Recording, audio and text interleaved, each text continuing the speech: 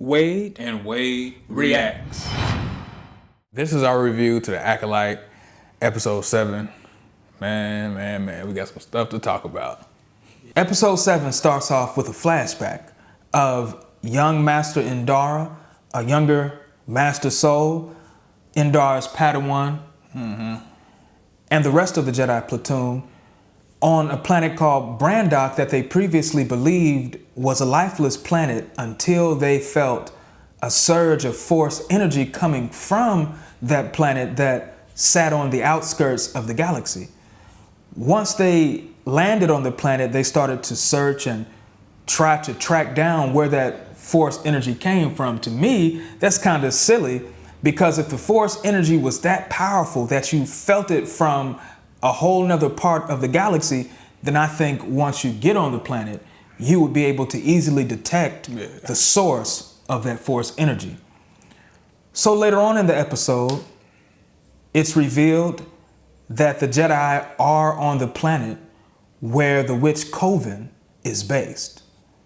Master Soul climbs up the walls of the witch Coven citadel, enters into the citadel and sees May and Osha training.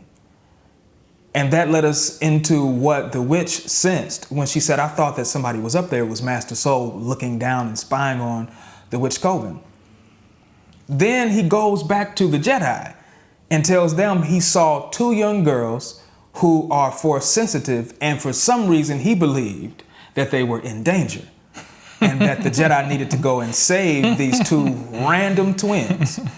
At first the Jedi give pushback, reasonably so. Yeah. Then the Jedi are persuaded by Master Soul and decide to go ahead and do their own investigation. And their way of investigating is just to infiltrate the Citadel and just walk right in. Yeah, really. And say, "Hey, we heard that you have 2 children who are Force sensitive, and the Jedi have authorization through the Galactic Senate of the Republic to take any younglings and train them to see if they are eligible to be Jedi."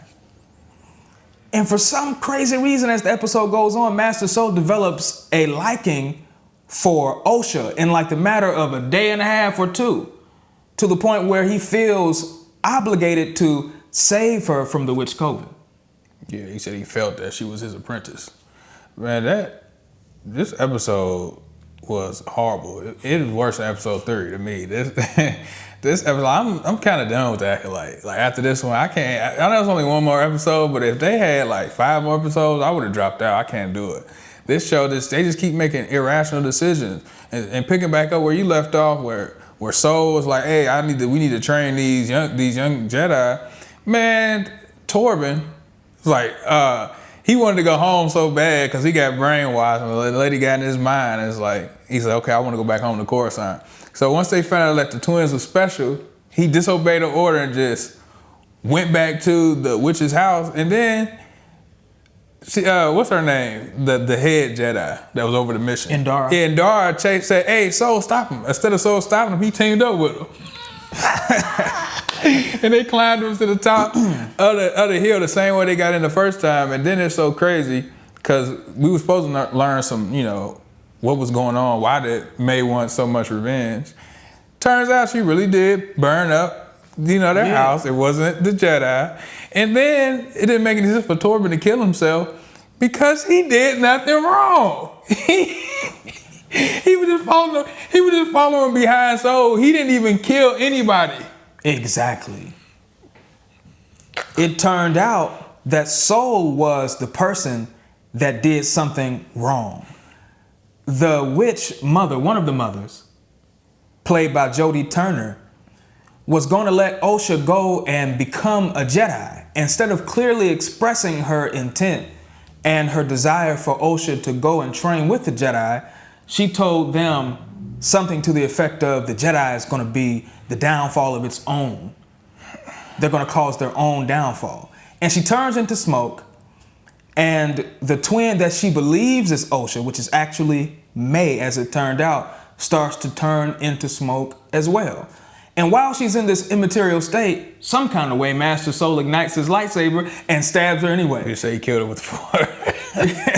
And he kills her, and she So she then tells him, when it's way too late, I was gonna let Osha go with you guys. Yeah. Huh? Don't you think you should have been told me that? Yeah. So that I wouldn't have to kill you like this? Yeah, and then I mean, what else did you expect? You turned to a black smoke instead of, and then the crazy thing is, none of the Jedi was going to attack. It was only one aggressor, which was the other mother. They could have just told her, "Hey, stop all the other wishes," but it seemed like some kind of way she got more power over the Coven than the actual leader. So then they go to that fight scene, and we see Torben. He doing flourishes. He's twirling his sword. Nice visual, but it had no substance. And then I'm thinking, Master, he Kanaka, the Wookiee, he's a master. Mm-hmm. How can he be brainwashed? It made sense for Torben because he was weak in his mind. They didn't even show the Coven, and they could have too. It was only 38 minutes. Could have extended it. Let's go into Kanaka's brain. Let's see how the Coven, because all the mothers teamed up to take him out. So how did they do it? That's the scene they could have added. It would have added more context to the show because I'm thinking, okay, Torben, his mind is weak. He's a Padawan. Mm-hmm. Master Kanaka is not. He's a Wookiee too, so he's old. Wookiees can live like 100 and some years or 200 and some years. He's old. So how can they take over his mind so easily? Then they had a fight scene with Soul, Kanaka, and Torben. Wasn't good at all. It was trash. And then Trinity came, and Master and Dara jumped on them, and then disconnected the mothers from the Wookiee's head, and all of the mothers died. How? She killed all of them. She went into Kanaka's mind. And they didn't even show it. Didn't even show it.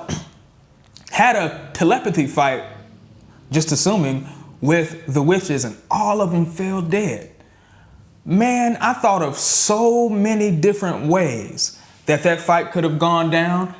After watching episode 5, I thought this late in the season, especially showing what happened in the conflict between the Jedi and the Witch Coven, that we were in for a super good, fantastically choreographed fight.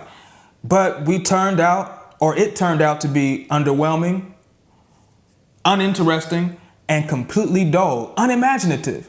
You're about to close the season out.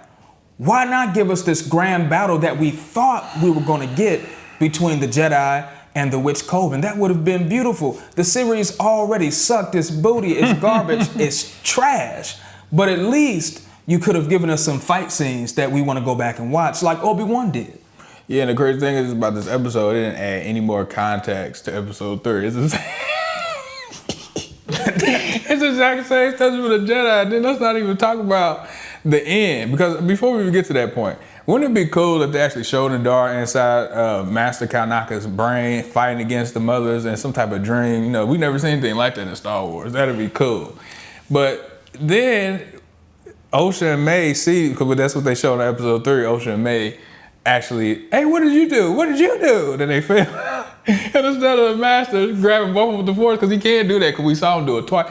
He grabbed May on episode 2 with the Force, and he grabbed Osha on episode 1 with the Force, and they're much bigger. Exactly. So he could have grabbed both of them and pulled them up. They were much smaller. He could have pulled them to him, but he decided, okay, I want to say Osha, forget May. And then it's stupid because his character motivation was to save both of them. Now he took it as, you know what? I got a feeling in the Force that this is my apprentice. Let me save her. And then what type of feeling did he have in the Force? Is that going to be a payoff? Episode 8, is she going to save his life? That's what I'm saying. It doesn't make any sense. Like you just laid out, instead of grabbing the 2 girls, May and Osha, he grabs the 2 pieces of the separated broken bridge instead of grabbing the girls. He could have saved both of them. Both of them were Force sensitive. They understood that May failed the Jedi test on purpose. So he could have saved her, from my perspective, and taken her with him anyway since she was a child, not leave her to die. I don't believe that any Jedi in George Lucas's work would allow a child to die, even if they did not want the child as a Padawan or an apprentice. I don't believe they would let him die. And the crazy thing is, remember the Jedi Council said, hey, you can't even have them anyway. Let them stay. And then I know they still trying to force it. Like, bro, what? Yeah. It doesn't even make sense going against the order, going against the mandate from an extension of the Galactic Senate of the Republic. How can you do that and not be strictly penalized? And going back to what you said. They should have showed the telepathic fight between Master Indara and the witches of the Coven. They could have. But they wasted way too much time showing what went on in the Padawan's mind in episode 3. If they would have cut that down and said, you know what, that's a precursor to what we're going to show later on, when Master Indara goes into Master Kalnaka's mind to free him from the mind control of the witches. That would have been perfect, and they could have done it, but they wasted too much time, and not CGI, but their color grading on that scene with one of the witch mothers mind controlling the Padawan.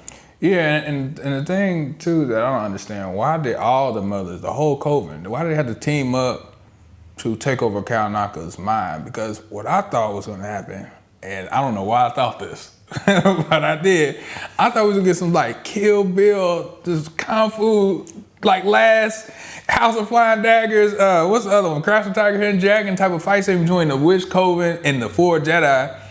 But no, we didn't get that. It was bad. It was trash. And this episode started off as if it was going to answer some of the questions that we had as viewers, but it really didn't answer any questions. It left you with more questions than you had prior to this episode coming out on Disney+. Yeah, because what was up with that smoke? Like, I see the mother turn to smoke. Why was the kid turning to smoke? Like, I didn't get that part. Like, what was going on with her? And then I remember last episode, remember he said, it was like, the Jedi are powerful, something like that. Osha was telling the Sith guy.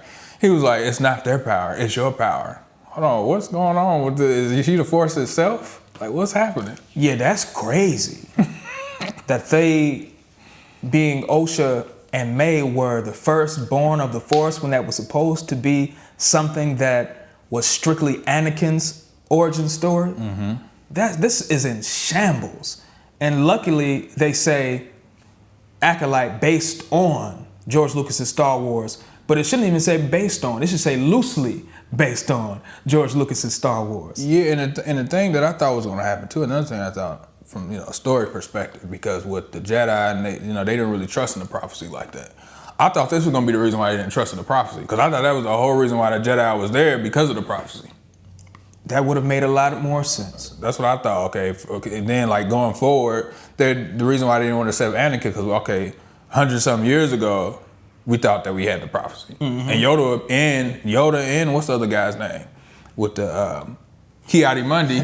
Yeah, they both been back then. They were like, okay, yeah, we saw something like this before. That's why we don't trust the prophecy this time. Exactly. That would have made a lot of sense. And that would have enabled them to tie this in perfectly with the prequels. Even though it's trash, it still would have made sense. Yeah. It would have had continuity, and the integrity of Star Wars lore would have still been intact. Mm-hmm. So from a scale from whack to masterpiece, where does this episode rank? This episode is absolutely garbage, terrible, far from a masterpiece. It's garbage, it's whack. The reason why is because episode 7 should have been to answer some of the questions that the fans had earlier in the series. Some of the things that were left unanswered should have been answered, but instead they gave us more questions to wrestle with, and this is episode 7. Mm-hmm. We got one more episode left, and they don't have the time in that episode to settle this series and answer those questions. One of the questions we have is, why in the world is Torben depressed to the point where he is okay with self-deletion? He wanted that poison to give him peace of mind, but he didn't do anything wrong. He didn't kill anybody. He didn't commit a crime. He didn't persuade anyone to the dark side. He only did what he felt was right. And we know that when a Padawan oversteps their bounds, as Anakin did in episode 2, when he went ahead and tried to face Count Dooku on his own, that fault was forgiven by the Jedi. So that little thing that Torben did would have been forgiven, especially by Soul. Yeah, and why did Kalnaka go into exile? None of this is making sense. So my rating is absolutely whack. There's nothing else they can do. Acolyte is already dead. Yeah, I'm gonna go ahead and give this episode a whack too. This episode, like you said, didn't answer any questions. It also left me more questions. Okay, what happened in the 16 years from that time period to now, because unless the last episode is an hour and 30 minutes, they don't have enough time to explain, okay, I thought this episode was going to show us how May met the young dude that trained her. Exactly. And I thought we was going to get some further insight into the Coven, how Osha and May, how they were made. None of the questions that they set up were even answered in this episode. And I think if they would have did that, instead of wasting time on what they did, which was basically a retelling of episode 3 from the Jedi's perspective, they could have had a decent episode. They could have. But this is straight up amateur storytelling. I don't even understand how they got a job on this level. But looking at the state of Disney and what they have produced lately, I can understand exactly why they have their jobs. Yeah, definitely. But hey, that's been our review. Don't forget to like, comment, subscribe, share this video, hit the notification bell, and we're out of here. Peace.